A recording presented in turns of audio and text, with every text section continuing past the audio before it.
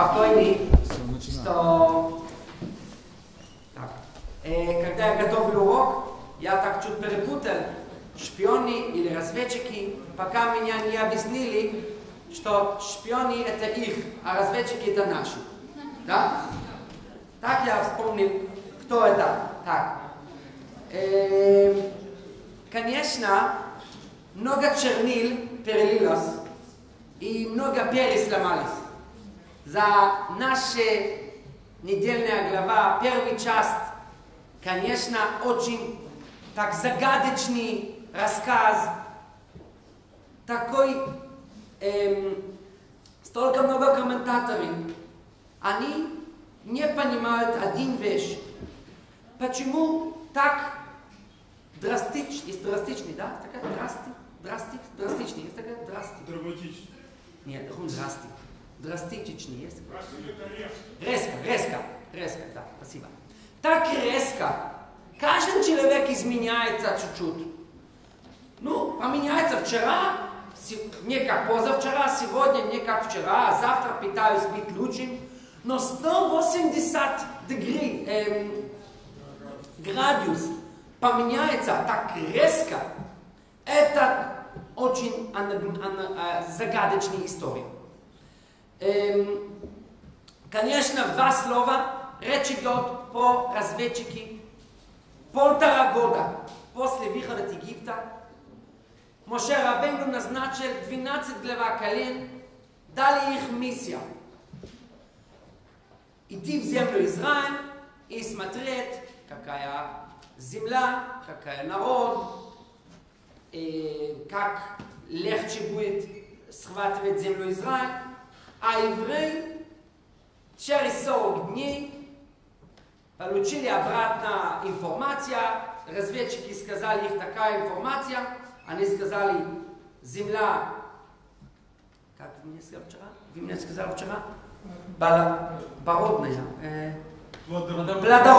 Очень плодородная земля. Но из-за этого информация, они сказали, как сначала сухой информация, а проблема была, как мы увидим сейчас от комментария Рамбан, что как они обрабатывали эту информацию. Они пришли к выводу, разведчики сказали, что мы не можем войти в землю Израиль, и как мы будем подробнее сейчас поговорить по этому. Первый, это как я сказал Рамбан. Рамбан спрашивает, в чем был их грех. Грех был, это, что если вы заметите, вы смотрите когда на недельная глава начала, не бумаги, которые я вам дал, я вам дал другой. Информация сначала, они были правильная информация сказали, но они пользовались слова «эфес ки азаам». Они сказали, земля хорошая, но все это ноль. Мы не можем войти в землю Израиля. И они, евреи, начались так, они ввели евреев в панику. И как мы читаем в нашей недельной главе, что евреи плакали всю ночью. Какой дата это была? Какой ночью они плакали? 9 ава, спасибо. Кстати, Хава, я читал интересный комментарий нашей недельной главы. Мы читаем в нашей недельной главе, как отправьтесь себе, разведчики. Почему отправьтесь себе? Почему Всевышний не дал команду отправить разведчики? Потому что Всевышний сказал, лучше без разведчиков. Так Раши объясняет. Но есть комментарий Клиякар. Он объясняет, что Всевышний сказал Моше Рабейну, было бы лучше отправить 12 женщин. Это как комментарий, я проверил это. 12 женщин, они любят страну Израиль, они никакой клевету. С женщиной точно никакой плохой последствий не будет. Но это как, я видел интересный комментарий. То есть, как Всевышний сказал, жаль, что я не отправил женщин. Так или иначе, объяснение Рамбан, что проблема была, что они пришли к выводу. Разведчики сказали, мы не можем схватить и как войти в землю Израиля. Но и на это была их проблема. От разведчики не попросили, мы можем или мы не можем войти в землю Израиля. От них ожидали только один ответ. Как самое легче? Как откуда начинает битва? С какой стороны начинает как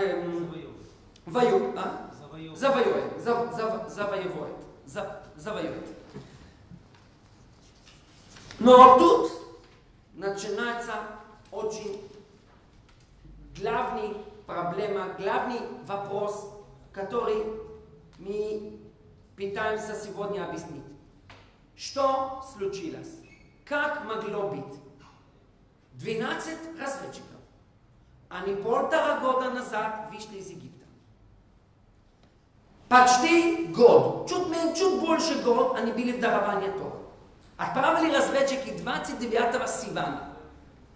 А месяц до этого было дарование Торы.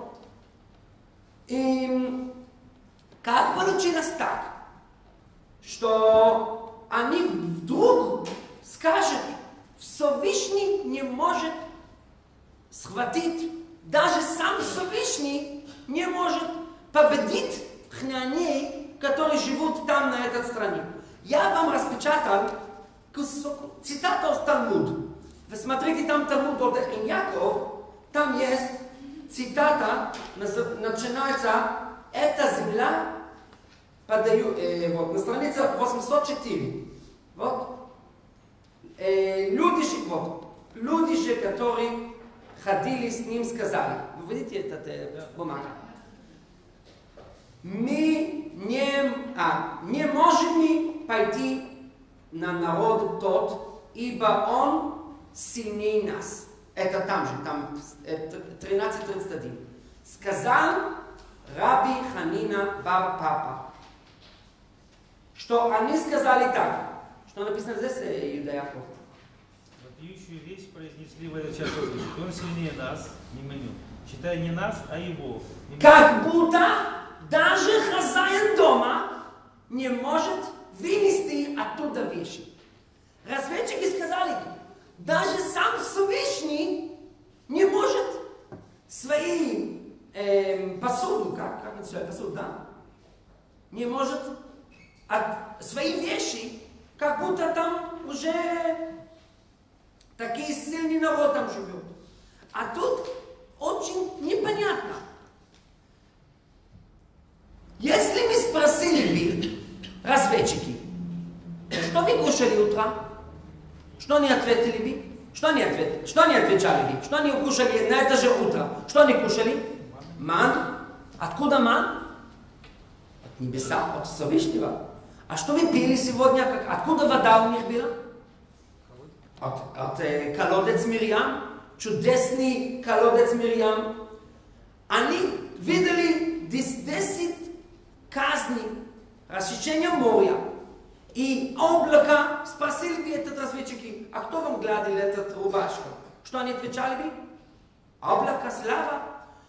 И тут они скажут, и весь народ плачет. Они все скажут, мы не можем войти в землю Израиля. Что случилось? Почему это как резко получилось так, что они, как мы видели на этот цитаты из Талмуда, что они так были как отступники, вероотступники, что вдруг Всевышний уже не может помочь евреям сейчас войти в землю Израиля. Сейчас книга Зоар объясняет этот принцип. Он пытается объяснить этот, как чуть-чуть пытается объяснить их логику. Это у вас на второй стороне.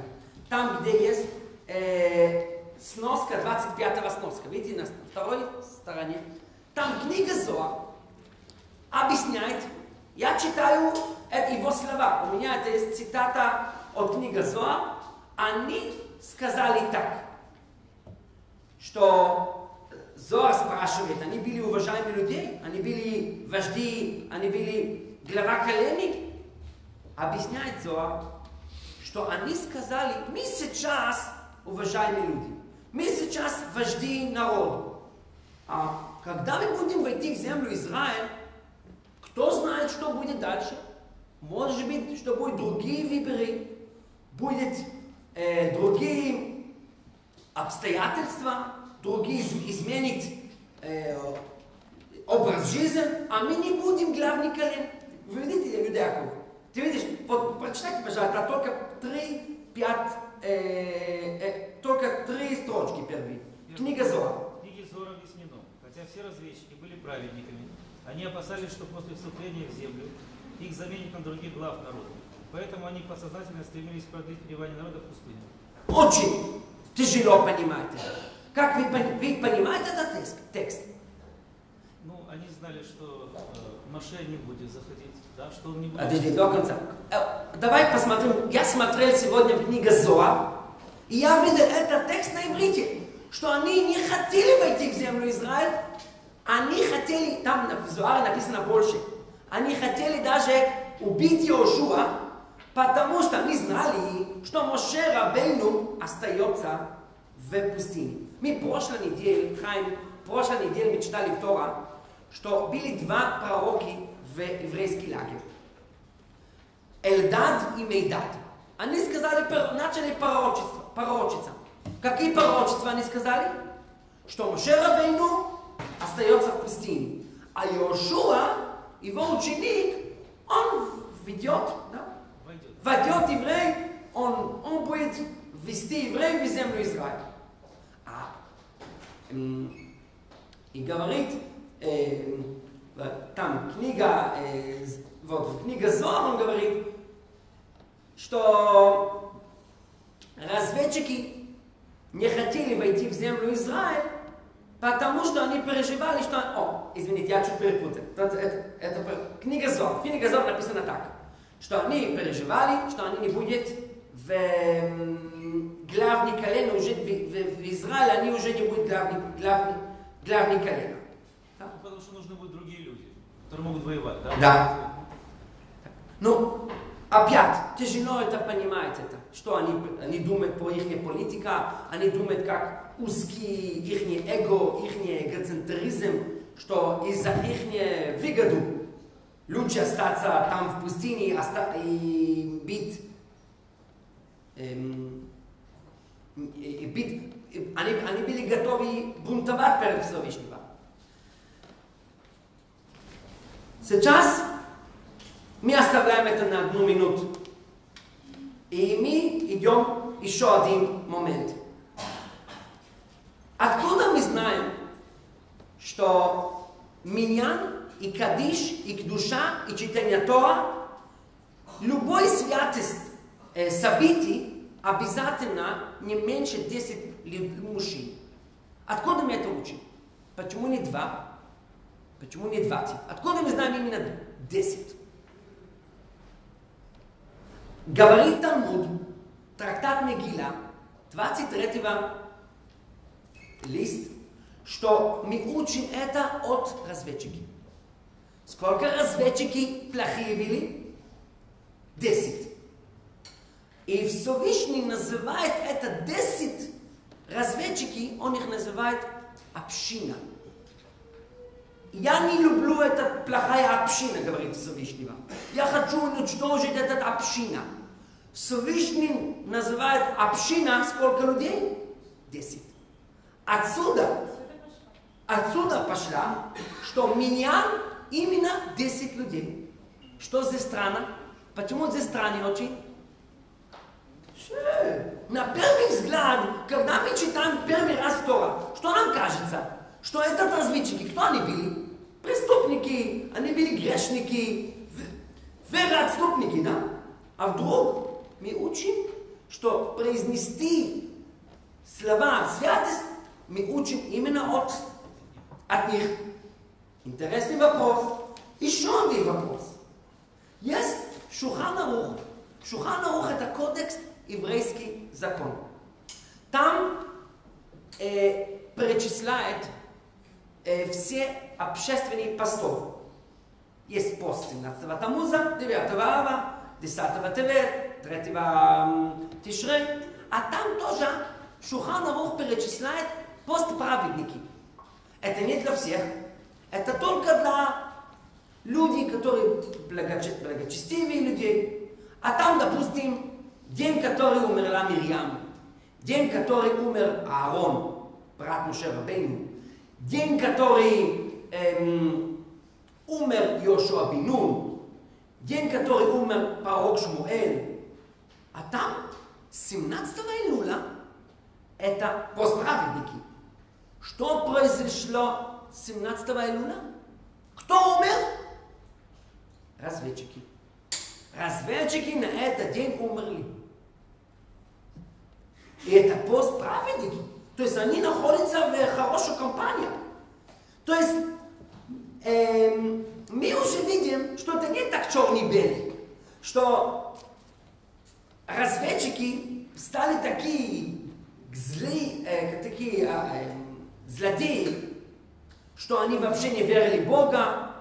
Этот в Шулхан Арух их называют праведники.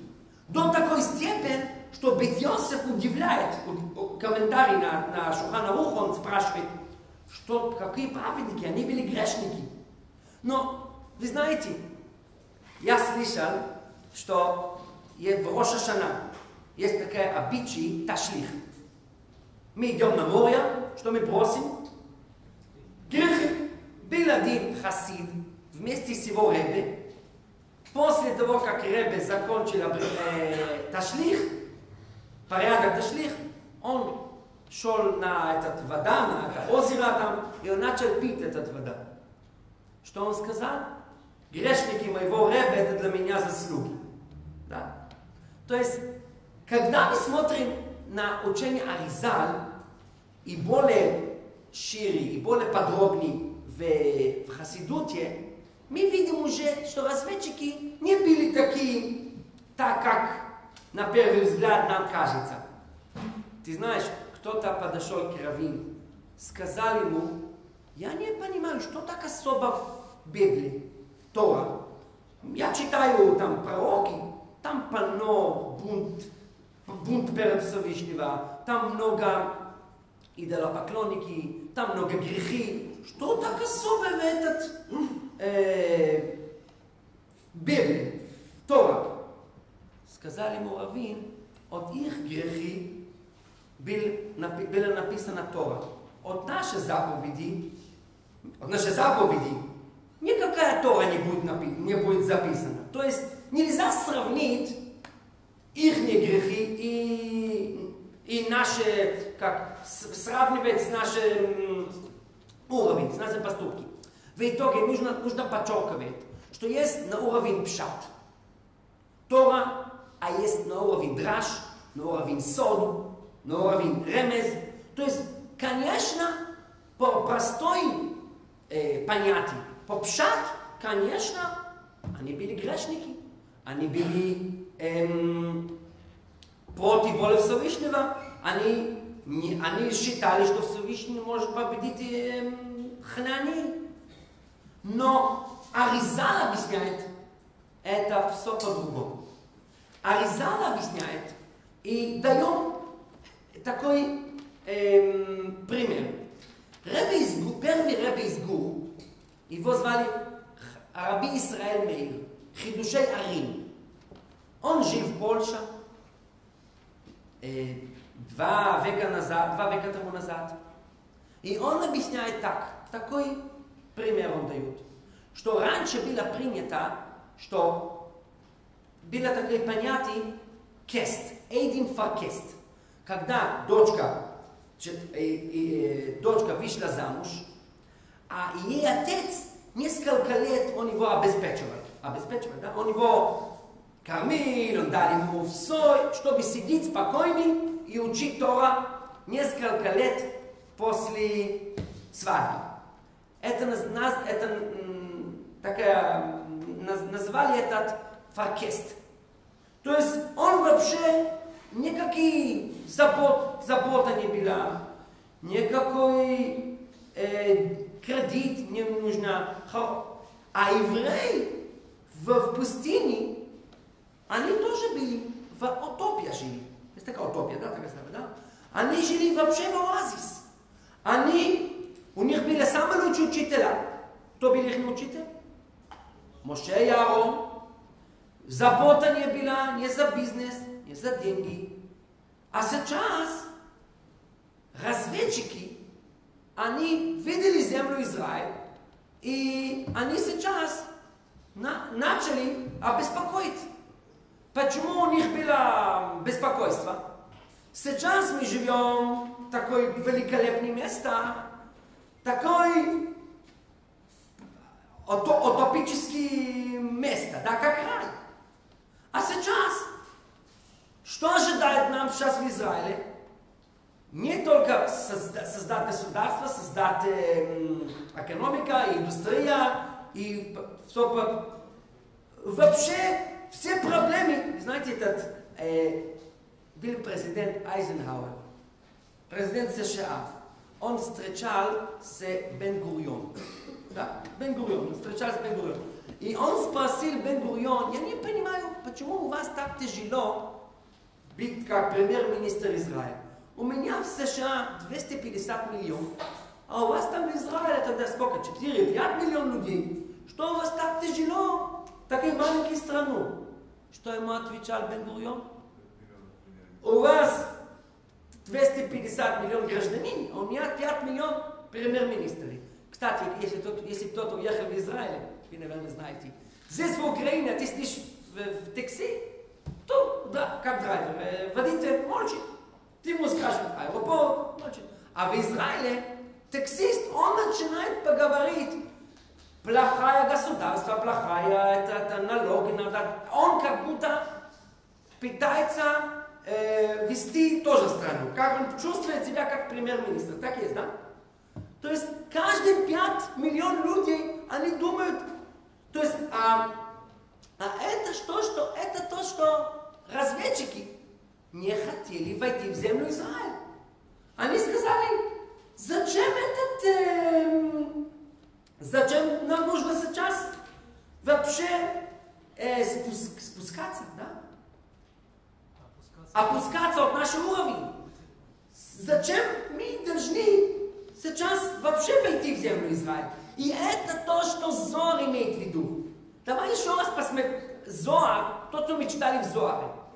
Зоар сказал: они не хотели войти в землю Израиля, они хотели остаться вожди еврейский народ. Это аллегория, что они хотели остаться на уровне голова. Они не хотели опускаться, да? Опускаться. Они сказали: сейчас все изменяется, образ жизни сейчас. Зачем мы должны вообще опускаться? И сейчас на основе Аризал. Аризал объясняет, что они не хотели спускаться, да, на уровень действия. Они были готовы остаться на уровень мысли, аллегорический, уровень речи, но на физические действия зачем?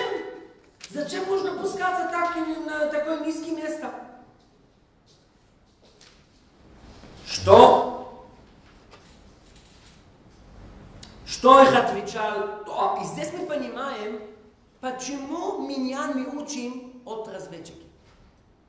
Потому что миньян, что мы делаем на молитве?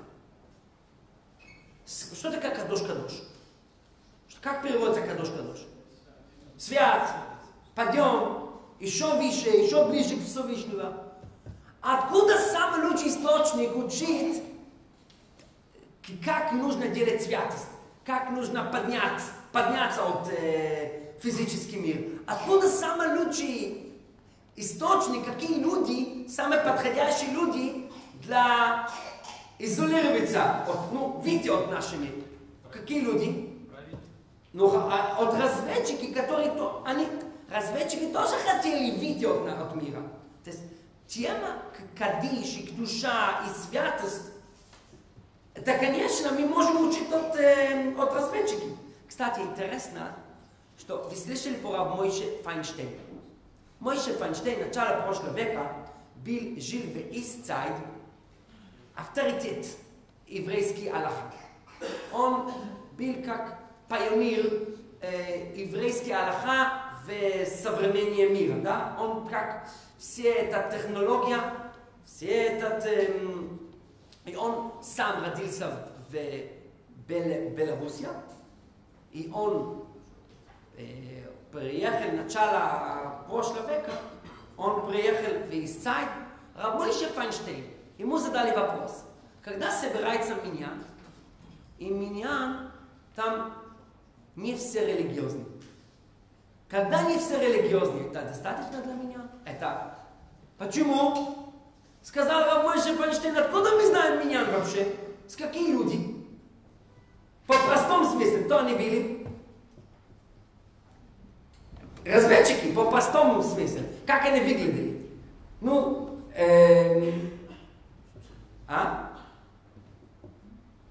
разведчики, по простой объяснению, они были как грешники, как с комментарием Раши.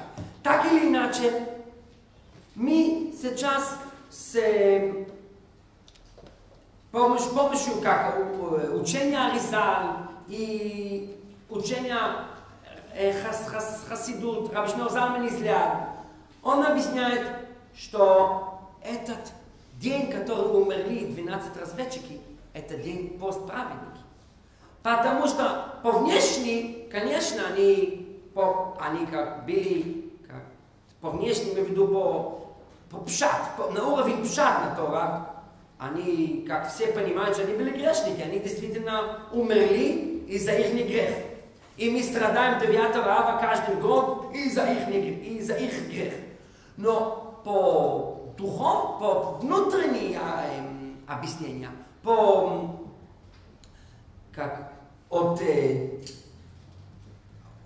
с точки зрения Каббала, это не был такой грех, так нам кажется. Сейчас тоже то, что я еще один объяснение. Почему, то есть еще одно объяснение, почему разведчики не хотели войти в землю Израиля. Это то, что мы упомянули раньше. Разведчики уже знали, что Моше Рабейну не войдет в землю Израиля. Поэтому они хотели остаться с Моше Рабейну. Это очень такая, я не знаю, это храбрость большая, сильная, как большая, как омец, храбрость, да? Потому что они были готовы бунтовать перед Всевышнего. Даже сказать, что Всевышний не может войти в землю Израиля, их цель была остаться вместе с Моше Рабейну. И у них так удалось. Они остались с Моше Рабейну. В итоге, что мы успели до этого же момента? Мы сказали так, что на глава Шлах, я подведу итог, что на глава Шлах мы видим, что только Йошуа и Калев, только эти два разведчики, они сказали, что вы с ума сошли? Конечно, мы можем войти в землю Израиля. А все остальные, все 10 разведчики, они сказали, мы не можем победить, мы не можем войти в землю Израиля. На уровень пшат, на уровень самый базовый, как мы объясняем, как мы понимаем текст, они были грешники. Они бунтовали перед Всевышним. Очень тяжело понимать, как могло быть, что они не хотят, как они думали, что мы не можем войти в землю Израиля. А поэтому мы цитировали, мы привели Зоар и Аризаль и Хасидут, что как они объясняют, что у них был мотив, у них был хороший. Мотив был у них такой, что они хотели быть ближе к Всевышнему, как без это материальный мир. А где была их ошибка? А почему они ошибся? Где они ошиблись, да? Где они ошиблись? Где их ошибка была? Их ошибка была, что не думайте, что Всевышний находится там, на выше миров, там, седьмой небеса. Всевышний, Он создал этот мир тоже. Он не создал только мир Ацилут. Он создал этот физический мир. И раз Он отправил нам на этот мир, Он не хочет еще один ангел. Если Всевышний хотел еще один ангел, Он создал бы еще один мир Ацилут. Слышишь, мир Ацилут? Мир Ацилут это в Кабале есть многие такие духовные миров. Всевышний хотел этот парадокс. Он хотел создать мир, создать физический мир, создать человека, который заботится целый день с бизнес, и с банки, и с банкроты, и все, что мы знаем так хорошо. И это он хотел, что на этот мир ты будешь быть как посланник Всевышнего. Кто-то мне дал такой интересный пример. Кто говорит красивее? Кто говорит больше слова? У кого больше словарный запас? У попугая или у человека? Попугай говорит 100 слов, это уже много. Ну а когда у кого-то есть попугай, который произносит 100 слов, это уже вау. А почему это так? Интересно. Люди говорят намного красивее. Почему это так? Потому что неестественно. Потому что неожиданно. Попугай, который может говорить. Это то, что сказали Йошуа и Калеб. Это два разведчики. Сказали, цель сотворения мира – это быть здесь, на этот мир. И здесь освещает этот мир. А сейчас мы понимаем, где была их ошибка. После того, как мы поняли, где была их ошибка, что была их ошибка? Они сказали так. Есть Всевышний, как он находится на выше миров, как в оазисе, в пустыне, там, где облако слава, там были с Моше и Аарон. А Всевышний тоже создал физический мир. Они как будто сделали триз. Как он триз? Они сделали как будто разделение между высшим миром и низким миром. Всевышний создал этот низкий мир. Тот, кто занимается на этот низкий мир, на этот физический, на этот материальный мир, мы не можем соединить это два миров. Или быть здесь, или быть там. Всевышний создал. Они до такой степени сказали, как мы читали на Талмуде, что даже сам хозяин не может вынести оттуда его вещи. Потому что он создал этот мир, он дал на этот мир, как его правили, он как... мы не можем как изменить, он сам Всевышний сделал порядок, как естественный порядок мира. Мы не можем это соединить, это два противоположных миров. Это то, что сказали Йошуа и Калеб, что именно только там, только на этот физический мир мы можем, конечно, това. Они сказали так. Това арец מאוד. Что такое מאוד на иврите? Очень. Они сказали מאוד. Очень как весьма, да? Потому что то именно тогда, когда тяжело, человек может подняться намного выше, если бы не было этот барьеры, да, если были этот обстоятельства, преграда. То есть именно здесь мы можем подняться и исполнить наши миссии намного больше, чем было раньше. А самое то, что мы учили от Аризаль тоже. Как они были у них хороший мотив, они хотели остаться с Моше Рабейну, и у них так повезло.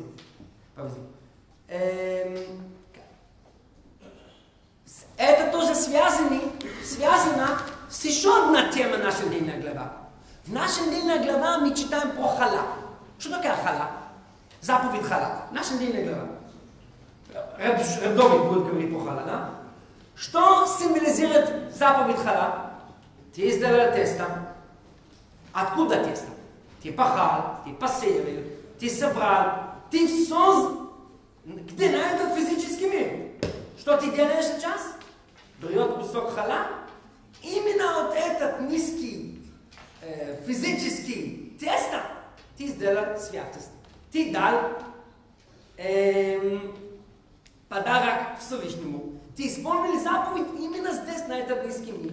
И еще один заповедь нашей недельной глава. Цицит. Что символизирует цицит? На учение Каббала ткань цицит символизирует сверхъестественный свет. Свет окружающий. Свет совет. Но цицит недостаточно только большой этот, как окружающий свет. Что обязательно, что будет? Нитки маленькие, тоненькие. Что эта святость, которая находится от каждого из нас, недостаточно, что это находится там на большой мир. Нужно его